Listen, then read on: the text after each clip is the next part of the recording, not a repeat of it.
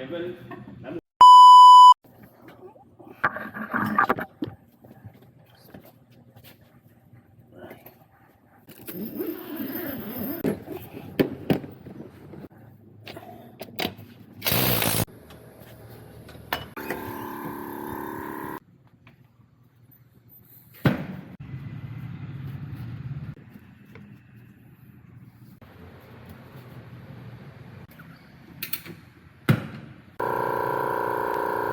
Kena saya Diavel ni.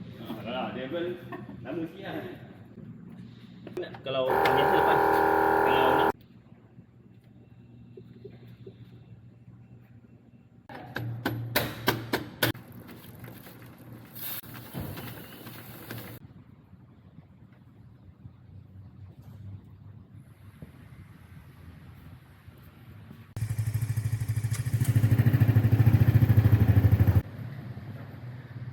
okey, sekarang pukul berapa lah? 10.30 jam buat tayar belakang GSX 150. Tayar use, dia ada spare, nak tukar sebab tayar yang dia pakai tu dah botak. Sekarang kat Kajang. Lepas ni kita nak pergi dengkil. Kajang ni kita buat dekat apartment. Dekat apartment, dekat parking basement ni.